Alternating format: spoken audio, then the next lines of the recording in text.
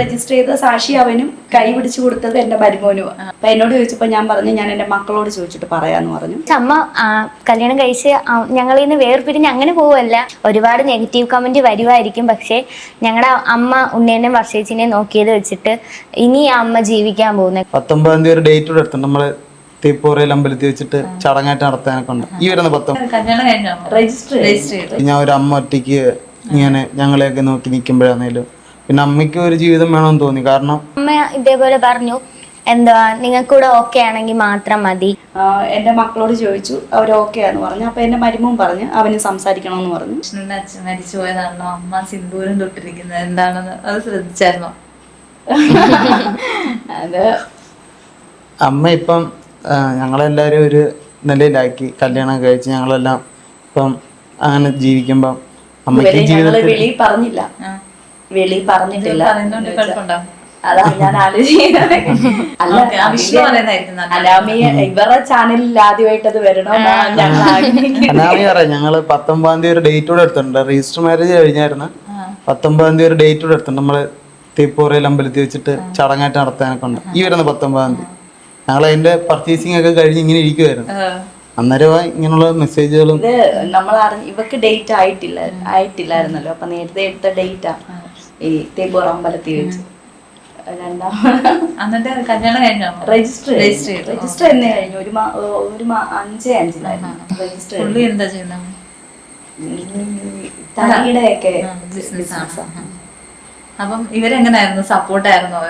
എങ്ങനെ നിങ്ങളാണോ ആലോചിച്ചത്? ഞങ്ങളെ അമ്മയെ കൂടുതലവിടെ കാരണം അമ്മ അമ്മ കുഞ്ഞിലെ തൊട്ടേ വർഷേച്ചിന് ഉണ്ണേണ്ണ ഒരുപാട് കഷ്ടപ്പെട്ടാ നോക്കിയത്. അത് മാത്രമല്ല ഇങ്ങനെ ഉണ്ണേണ്ണായാലും പറഞ്ഞിട്ടുണ്ട് സംസാരങ്ങൾ അങ്ങനെ ആയിരുന്നു ചേച്ചി. എന്നുവെച്ച് കഴിഞ്ഞാൽ ഒരു അമ്മ ഒറ്റയ്ക്ക് ഇങ്ങനെ ഞങ്ങളെയൊക്കെ നോക്കി നിൽക്കുമ്പോഴാണേലും പിന്നെ അമ്മയ്ക്ക് ഒരു ജീവിതം വേണമെന്ന് തോന്നി. കാരണം നിങ്ങളൊക്കെ ഒരു അനിയത്തിയെ കൂടുതൽ സപ്പോർട്ട്. എന്റെ അനിയത്തി പറഞ്ഞ അണ്ണൻ എന്തുവാ അമ്മയുടെ ഇഷ്ടമില്ലയോ? കാരണം അവൾക്ക് അത്ര ഞാൻ പറഞ്ഞില്ലേ എറണാകുളത്ത് പഠിക്കുമ്പോഴാണേലും ദുബായി പോകുമ്പോഴാണേലും അമ്മയ്ക്ക് അത്ര അറ്റാച്ച് വർഷം എടുത്ത.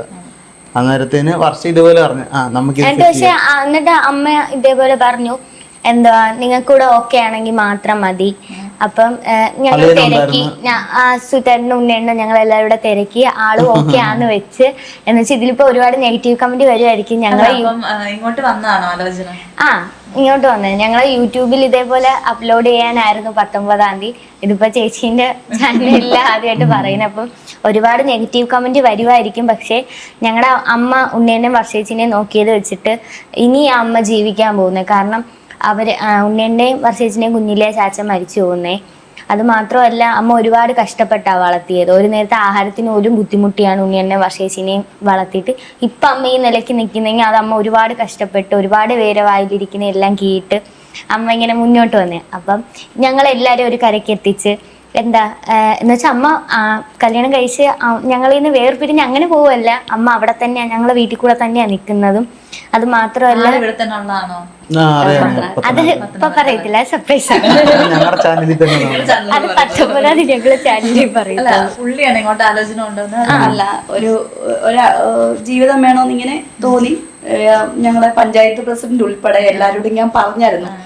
നേരത്തെ പറഞ്ഞായിരുന്നു ഇങ്ങനെ ആരെങ്കിലും ഉണ്ടെങ്കിൽ പറയണേ എന്ന് പറഞ്ഞായിരുന്നു. പലരോടും പറഞ്ഞു, എന്റെ കുറച്ച് സ്പോൺസർമാരോടൊക്കെ പറഞ്ഞു. അപ്പൊ അതിങ്ങനെ പറഞ്ഞപ്പം അങ്ങനെ അറിഞ്ഞ് ഇങ്ങോട്ട് ഇങ്ങനത്തെ ചോദിച്ചതാ. എന്നോടാ ചോദിക്കുന്ന ആദ്യമേ. അപ്പൊ എന്നോട് ചോദിച്ചപ്പോ ഞാൻ പറഞ്ഞു ഞാൻ എന്റെ മക്കളോട് ചോദിച്ചിട്ട് പറയാന്ന് പറഞ്ഞു. അങ്ങനെ ഫസ്റ്റ് മാരേജ്. അപ്പം എന്റെ മക്കളോട് ചോദിച്ചു, അവർ ഓക്കെ ആന്ന് പറഞ്ഞു. അപ്പൊ എന്റെ മരുമോൻ പറഞ്ഞു അവന് സംസാരിക്കണമെന്ന് പറഞ്ഞു. അപ്പം അവർ രണ്ടുപേരും കൂടെ സംസാരിച്ച് സംസാരിച്ചിട്ട് എന്റെ മരുമോൻ വന്ന് ഇവരോടും കൂടെ പറഞ്ഞ് ആലോചിച്ച് ഉറപ്പിച്ചു. അങ്ങനെ നിങ്ങളിനി ഒരു വട്ടോടെ വരേണ്ട വരും. ഈ 19-ാം തീയതി ഒരു ഇന്റർവ്യൂ അങ്ങനെ നിന്ന് തരുന്ന ഒരാളല്ല.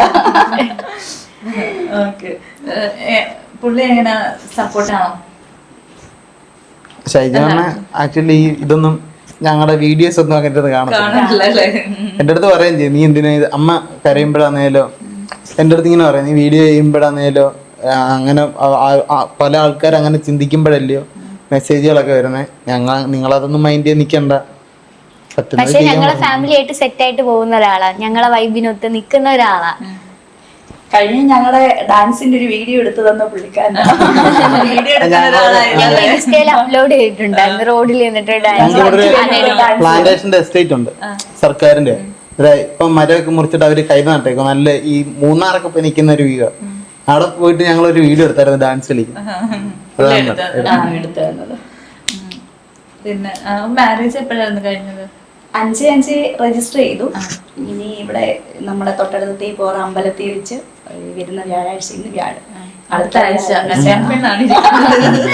അടുത്ത വ്യാഴാഴ്ച. നിങ്ങൾ എന്താ പ്രിപ്പറേഷൻ ഒക്കെ ചെയ്തോ അമ്മയുടെ കല്യാണം? കളർ കോഡ്, ഞാനും അളിയനും ഫുൾ ഫാമിലി കളർ കോഡ്. പിന്നെ ഡാൻസ് ഒക്കെ ഉണ്ടോ? അമ്പലത്തില് പറ്റത്തില്ല, പിന്നെ വൈകിട്ട് ഞങ്ങള് വീട്ടില് പാർട്ടി ചെറുതായിട്ട് അന്നേരം അമ്പലത്തിൽ രജിസ്റ്റർ ചെയ്ത സാക്ഷി അവനും, കൈ പിടിച്ചു കൊടുത്തത് എന്റെ മരുമോനും.